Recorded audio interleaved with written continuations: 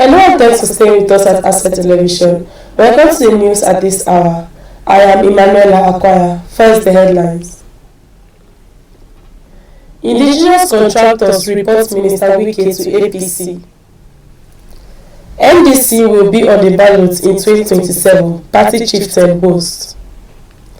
University disclaims fake first-class certificate in circulation.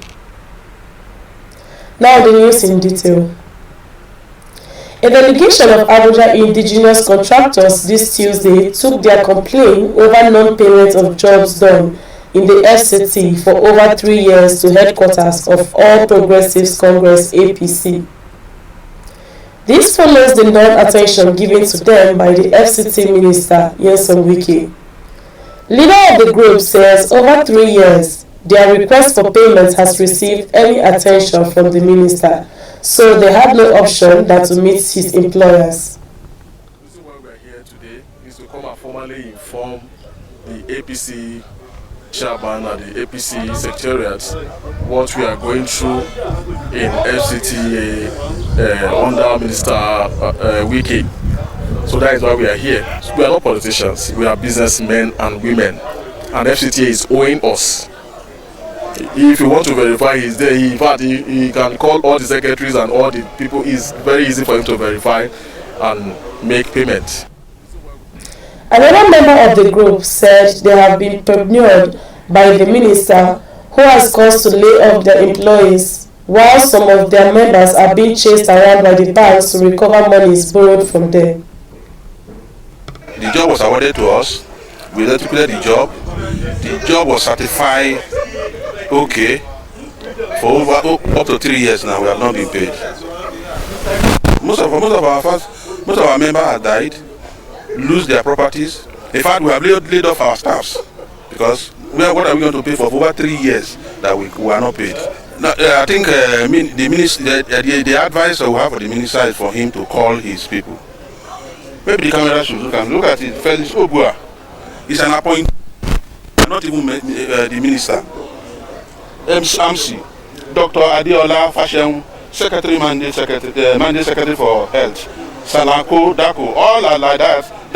Dan Lami, here you. These are the people that awarded the job, and they are like commissioner in the state. It will be recalled that last week the group was chased out of the minister's gate with tear gas, prompting them to proceed to lay complaint at the force headquarters. The Obedient Movement says Peter Obi and Rabiu Kwankwaso will contest the 2027 presidential election with or without the Nigerian Democratic Congress, insisting a recent court judgment deregistering the party was designed to block Obi's run.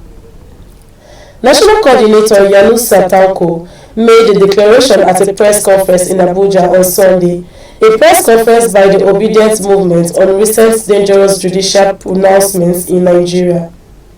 A new Nigeria free from the shackles of the APC is possible, and it will happen in 2027, whether Tinubu likes it or not.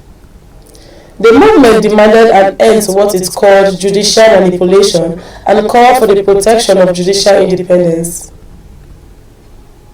The Independent National Electoral Commission has restored the Nigerian Democratic Congress access to its candidates' nomination portal, allowing the party to upload the names of its national leader, Senator Saraki Dixon, and presidential candidate Peter Obi, despite the ongoing legal battle over the party's status. Dixon disclosed the development in a post on his X account on Tuesday.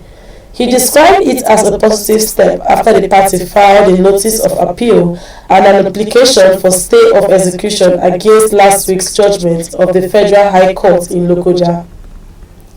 He said the appeal and accompanying applications had been served on the Electoral Commission with a covering letter urging it to act in accordance with the law. Dixon also disclosed that his name and that of the party's presidential candidate had already been uploaded to the Commission's portal. The senator urged party members not to panic, noting that there was still sufficient time to complete the nomination process within INEC's timetable. The former Bayelsa State Governor also appealed to unsuccessful aspirants to support the party, saying reconciliation efforts had commenced. President Bola Ahmed Tinubu has reaffirmed Nigeria's commitment to transforming Africa's vast mineral wealth into industrial growth, jobs and economic prosperity, declaring that the era of exporting raw materials while importing finished products must come to an end. Speaking to the Minister of Solid Minerals Development, Dele Alake, at the opening of the African Natural Resources and Energy Investment Summit, AFNIS 2026 in Abuja, the President said Africa must leverage its resource endowments to drive industrialization and strengthen its position in the global economy. President Bola Ahmed Tinubu stressed that Africa's future depends on moving beyond fragmented approaches to resource development and embracing continental cooperation under the theme One Africa, One Resource Vision. According to him, Nigeria's renewed hope agenda is aligned with this vision through policies aimed at economic diversification, infrastructure development, energy expansion, industrial growth, and job creation.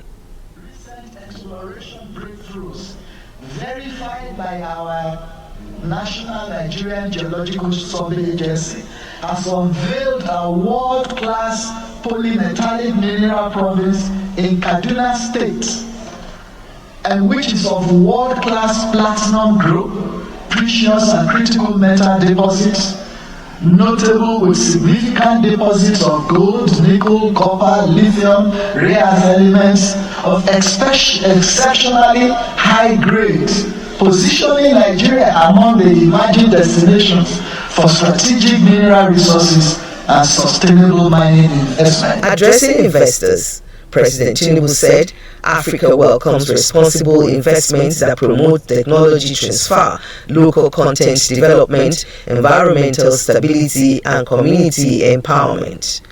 On energy transition, the President advocated a balanced and practical approach that addresses climate concerns while ensuring access to reliable electricity for industries, hospitals, schools, farmers, and businesses across Africa. Africa must no longer export the future in raw form and import poverty in finished form. Speaking at the summit, Secretary General of the African Mineral Strategy Group, AMSG, Moses Michael Egandi, called for stronger continental collaboration, noting that no single African country possesses all resources, capital, and expertise required for industrial transformation. Our task, therefore, when we're gathered here on this auspicious occasion, is to build industries not merely to export resources, but to export value, not merely to attract investment, but to direct investment towards Africa's long-term development priorities. The summit concluded with a collective call for stronger partnerships among governments, investors, development institutions, and industry stakeholders to ensure that Africa's mineral and energy resources become drivers of industrialization, regional integration, and shared prosperity across the continent. Mania, OCB, Asset Television News. Asset TV will be back after the short break. Stay tuned.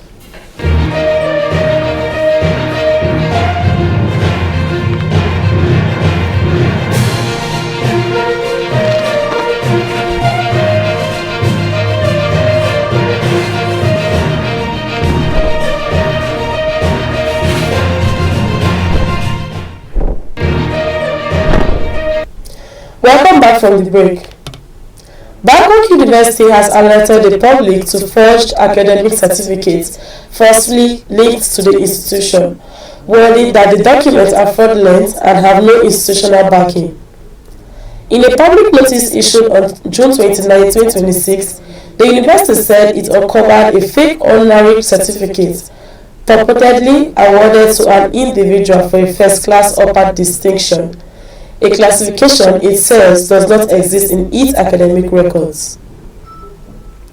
The institution urged employers, schools, government agencies, professional bodies, and the general public to disregard any unauthorized documents bearing its name, logo, or seal outside established academic processes. Babcock warned that anyone involved in producing, distributing, presenting, or using forged credentials could face investigation, prosecution, and other legal consequences under applicable laws.